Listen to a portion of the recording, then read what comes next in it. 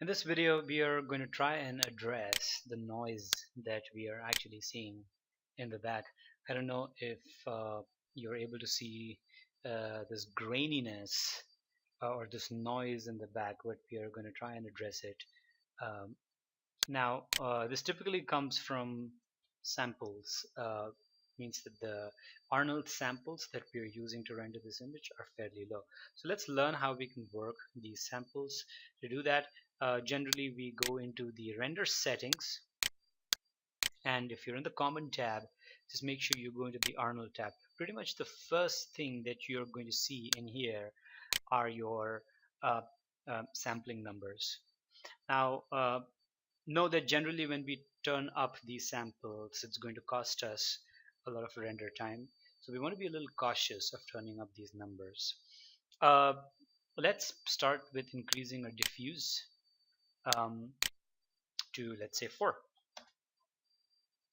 Oh, my bad. I don't know what we did.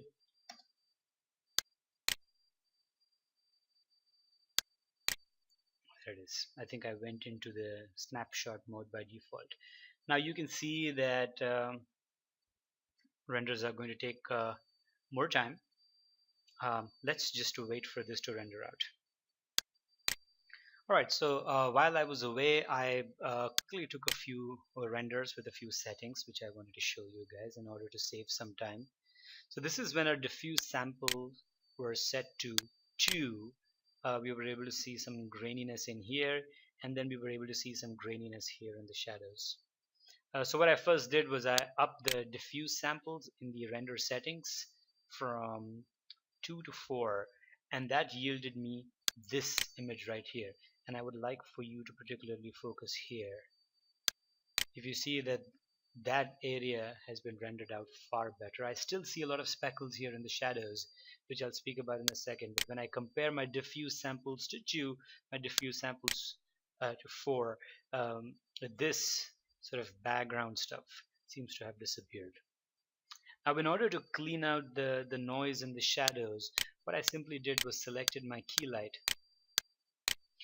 And in my key light, you go down into your Arnold tab, I changed the samples, which by default for any light are set to 1. So I changed that from 1 to 5 for the key light, and that yielded this particular result. It's from 1 to 5. So as you can see, the difference between this sort of speckled region in the shadows actually went from here to here. It's also important to notice the time.